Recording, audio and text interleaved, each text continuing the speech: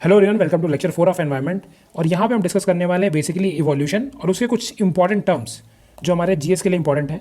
हम बायोलॉजी में नहीं घुसेंगे, हम सिर्फ जीएस स्पेसिफिक ही पढ़ेंगे, ठीक है। अब देखो इवोल्यूशन क्या हुआ।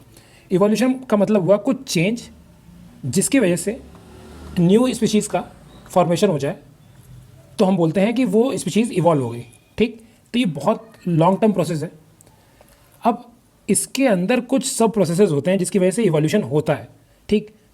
तो मेनली वो कौन कौन से हैं, जैसे वेरिएशन हो गया, नेचुरल सिलेक्शन हो गया, जेनेटिक ड्रिफ्ट हो गया, जेनेटिक फ्लो हो गया, एडेप्टेशन हो गया, म्यूटेशन हो गया, ठीक।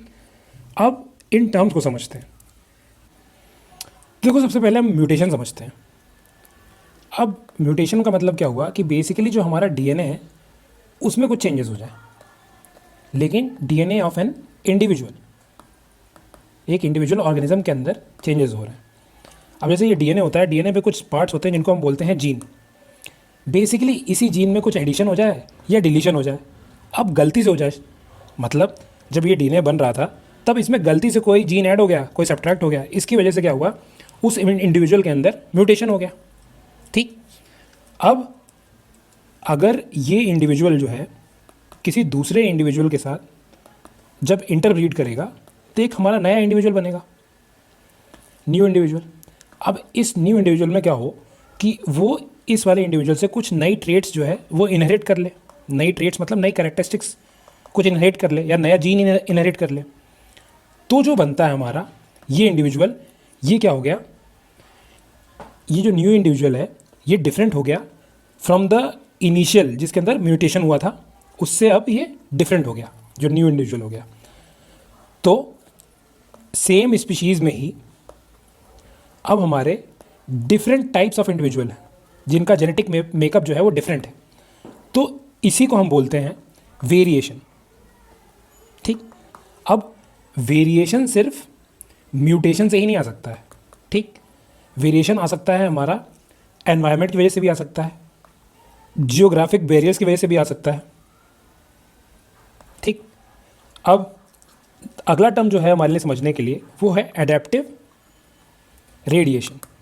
तो वो टर्म ही बता रहा है कि अडेप्ट करना है हमें, ठीक। और रेडिएशन का मतलब क्या होगा कि अलग अलग स्पीशीज़ बनेंगी। तो जैसे मान लो कोई कॉमन एंसेस्टर था, अब शॉर्ट पीरियड ऑफ टाइम में, क्योंकि तुम्हें पता है कि इवोल्यूशन मैंने बता रखा है कि इवोल्यूशन जो है वो लॉन्ग टर्म में होता है, ठीक है। तो शॉर्ट पीरियड ऑफ टाइम में क्या हो, मल्टीट्यूड ऑफ नई स्पीशीज़ बन जाए। क्लासिक एग्जाम्पल जो है वो गलापागोस आइलैंड की कुछ बर्ड्स का है कि इनकी बीक्स जो थी, मतलब जो इनकी चोंच थी वो डिफरेंट थी। क्यों? क्योंकि देखो, इसकी अगर चोंच छोटी है तो इसे मान लो छोटी मछली पकड़नी है या फिर छोटे इंसेक्ट से फीड करना है, तो इसकी जो नेक है या बीक है वो बहुत स्मॉल होगी, ठीक। लेकिन किसी को बड़ी मछली पकड़नी है तो उसकी बीक जो होगी वो बड़ी होगी, ठीक। तो क्या हुआ कि कॉमन एंसेस्टर से ही शॉर्ट पीरियड ऑफ टाइम में नई नई स्पीशीज़ बन गई। अब ये बनी क्यों? ये बनी डिफरेंट एनवायरमेंटल नीचे की वजह से। अब एनवायरमेंटल नीचे मैंने ऑलरेडी तुम्हें बताया था कि नीचे क्या होता है कि basically different lifestyle of an organism या फिर उसका different functional role in an environment, ठीक। तो उसको बोलेंगे एनवायरमेंटल नीचे। अब ये छोटी बीक वाली का एनवायरमेंटल रोल क्या है कि ये छोटे छोटे इंसेक्ट्स पे फीड करे, इसकी वजह से इनके अंदर एडेप्टिव रेडिएशन हुआ और ये जो हो गई ये छोटी बीक्स वाली बन गई बर्ड्स, ठीक। अब ये हो सकता है कि ये चेंजेस एनवायरनमेंट ने नए चैलेंजेस क्रिएट किए हों, इसकी वजह से भी हो सकता है। मान लो कि यहाँ फ्लड्स आ गए और कुछ स्पीशीज़ यहाँ मर गई जिन पे ये फीड करती थी छोटी वाली। अब ये क्या करेंगी, ये अडेप्ट करेंगी और दूसरे नीचे को ढूंढेंगे जिस पे ये फीड कर सके, ठीक है। तो ये हो गया हमारा एडेप्टिव रेडिएशन, ठीक। अब अगला टर्म समझते हैं जेनेटिक ड्रिफ्ट। अब देखो, ड्रिफ्ट का मतलब क्या हुआ कि बेसिकली जो जीन्स हैं वो दूर जा रहे हैं, ठीक। और दूसरा एक टर्म होता है जिसको बोलते हैं जेनेटिक फ्लो। फ्लो मतलब क्या हुआ कि कोई चीज़ आ रही है तुम्हारी तरफ, ठीक है। अब ये याद रखना, ये बताऊंगा कि कैसे इंपॉर्टेंट है। अब देखो, ड्रिफ्ट में क्या होगा कि मान लो ये आइलैंड था, ठीक। यहाँ पे स्पीशीज़ रह रही थी यहाँ पे कोई। अब क्या हुआ, यहाँ मान लो कि ऊपर से हमारा एक मीटियोर आया, वो गिरा। अब ये बीच में इसने अलग कर दिया दोनों को, या फिर मान लो कि ये लैंड ऊपर राइज हुआ और इन दोनों को बेसिकली अलग अलग कर दिया। बीच में माउंटेन बन गई, एक स्पीशीज इधर हो गई, एक इधर हो गई, ठीक। अब क्या हुआ, इनका जियोग्राफिक आइसोलेशन हो गया इन दोनों स्पीशीज़ का। अब इस आइसोलेशन की वजह से क्या हुआ, इनके एबायोटिक फैक्टर सब चेंज हो गए, प्लस जो इनका नीचे था पहले वो अब चेंज हो जाएगा। ठीक, क्योंकि ये इतना छोटा रीजन थोड़ा ना, ये तो बहुत बड़ा रीजन है, तो इनका नीचे चेंज हो गया, तो बेसिकली इनके जीन्स में भी कुछ चेंजेस आएंगे। ठीक, जिसकी वजह से क्या होगा कि मान लो इन फ्यूचर इसमें से कोई एक इंडिविजुअल मिले इससे, यहाँ वाली स्पीशीज़ से, मतलब एक इधर वाला इंडिविजुअल इधर वाली इंडिविजुअल से मिला, अब ये केपेबल नहीं है इंटरब्रीडिंग के, मतलब इतने चेंजेस आ गए इन दोनों स्पीशीज़ में कि ये सेम स्पीशीज़ के थे बट अब ये इंटरब्रीड नहीं कर पा रहे हैं।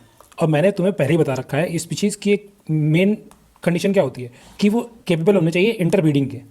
तब क्या हो गया, ये दूसरी स्पीशीज़ हो गई अब। तो इसी टर्म को बोलते हैं जेनेटिक ड्रिफ्ट, जिसमें क्या हो सेम स्पीशीज़ जो है वो किसी ज्योग्राफिक आइसोलेशन की वजह से क्या हो गया, अलग अलग हो गया, या फिर किसी और रीज़न की वजह से अलग अलग हो गया, जिसकी वजह से उनके जीन्स इतने ड्रिफ्ट हो गए हैं, अलग अलग हो गए हैं एक दूसरे से, कि अब वो आपस में इंटरब्रीड नहीं कर सकते। ठीक, अब देखो जो जेनेटिक ड्रिफ्ट है ये बेसिकली क्या हुआ, किसी रैंडम या चांस इवेंट की वजह से हुआ, मतलब रैंडमली हुआ कि ऊपर से मिट्योर हमारा गिरा, उसकी वजह से रैंडम इवेंट हुआ जिसकी वजह से क्या हुआ, ये अलग अलग हो गए। तो जो भी हमारा जेनेटिक वेरिएशन था वो कम हो जाता है, मतलब जो हमारी जेनेटिक डाइवर्सिटी थी स्पीशीज़ में वो कम हो जाती है। क्यों? क्योंकि मान लो कि ये हमारी पॉपुलेशन थी, अब इसमें आधे आधे अलग अलग हो गए, तो हमारी जो जेनेटिक डाइवर्सिटी थी इनके बीच में आपस में वो बहुत कम हो गई, क्योंकि अब ये अलग अलग हो गए। अब जेनेटिक फ्लो समझते हैं। अब जेनेटिक फ्लो में क्या होता है कि ये ग्रेजुअल प्रोसेस है। अब देखो टर्म से ही पता चल रहा है कि फ्लो हो रहा है, जीन का फ्लो होना। अब जैसे मान लो कि ये कोई इंडिविजुअल है, ठीक, इसके में जीन्स थोड़े अलग हैं, मान लो कि ये थोड़ा वाइट कलर का है, फिनोटाइप डाइवर्सिटी जिसे बोलते हैं। अब ये आया यहाँ पे इंडिविजुअल जो कि ब्लैक कलर के हैं, ठीक, माइग्रेट किया यहाँ पे, तो क्या होगा कि जब ये इंटरब्रीड करेगा इसके साथ, तो जो हमारा नया ऑर्गेनिज्म बना उसमें अब नए तरीके के जीन्स होंगे, न्यू जीन्स होंगे, तो क्या होगी, हमारी जो जेनेटिक डाइवर्सिटी थी वो क्या हो गई, इंक्रीज हो गई। तो जेनेटिक फ्लो की वजह से हमारी जेनेटिक डाइवर्सिटी जो होती है वो इंक्रीज होती है, और जेनेटिक ड्रिफ्ट की वजह से हमारी जो जेनेटिक डाइवर्सिटी है वो डिक्रीज होती है। ये जनरल ट्रेंड है। ठीक, अब देखो हम टर्म समझते हैं नेचुरल सिलेक्शन। अब देखो स्पीशीज़ का काम क्या है बेसिकली, कि वो सर्वाइव कर सके। अब सर्वाइव करने के लिए क्या करना होगा कि जो भी चेंजिंग एनवायरनमेंट है उससे हमें अडेप्ट करना होगा। अब इसी एडेप्टेबिलिटी प्रोसेस को इंश्योर करने के लिए जो प्रोसेस होता है उसको बोलते हैं नेचुरल सिलेक्शन। अब देखते हैं कैसे, कि मान लो जो हमने वेरिएशन पढ़ा अभी कि स्पीशीज़ के अंदर जेनेटिक चेंजेस आते रहते हैं, अब वो चाहे एनवायरनमेंट की वजह से आए या फिर म्यूटेशन की वजह से आए या फिर जोग्राफिक आइसोलेशन की वजह से आए, किसी वजह से भी हैं, ये जो भी चेंजेस आ रहे हैं वो इंश्योर करते हैं कि वो चेंजिंग एनवायरनमेंट से अडेप्ट कर पाए।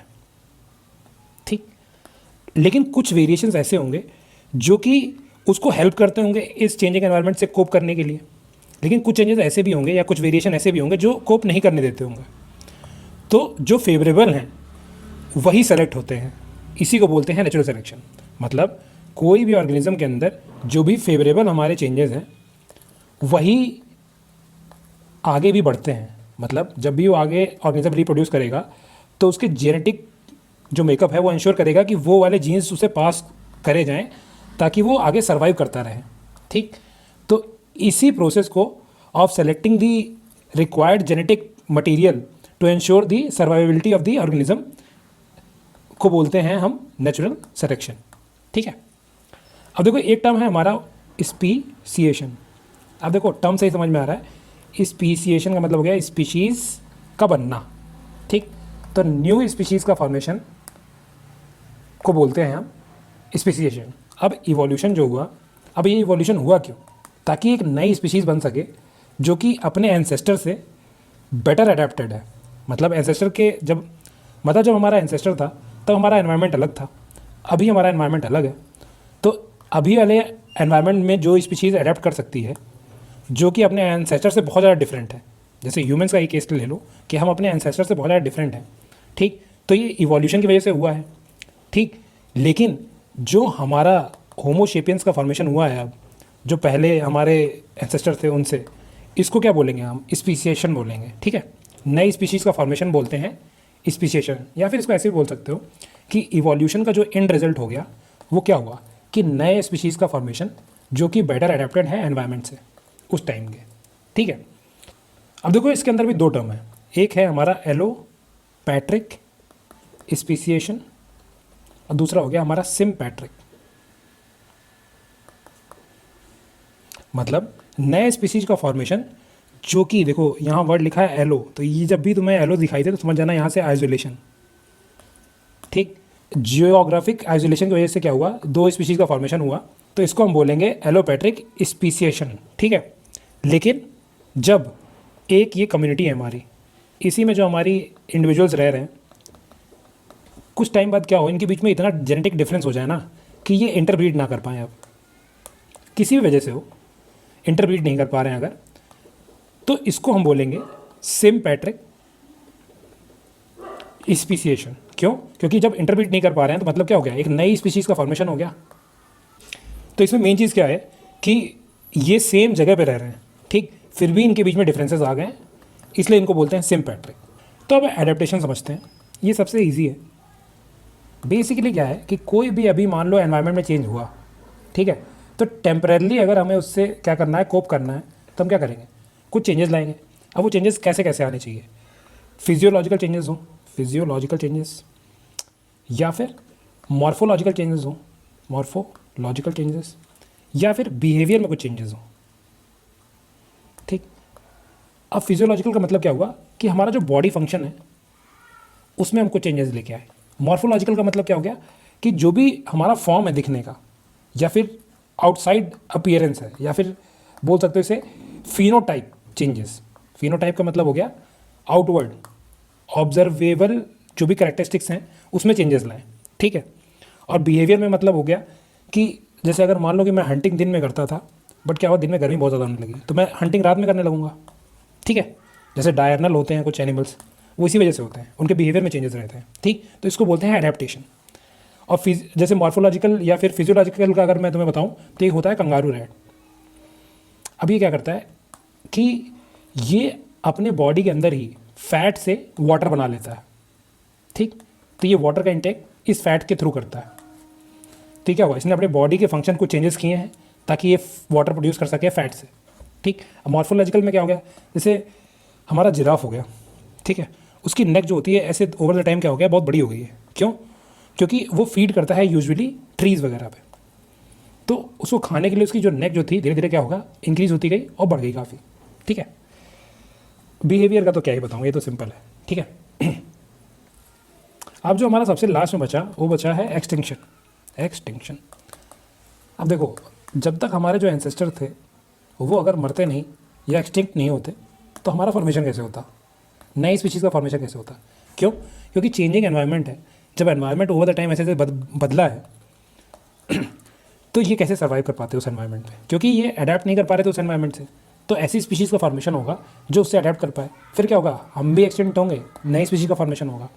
तो एक्सटिंक्शन भी एक इंपॉर्टेंट पार्ट है इवोल्यूशन का, ठीक है। ऑल्सो अगर मैंने नहीं बताया तो मैं बता देता हूँ कि जेनेटिक फ्लो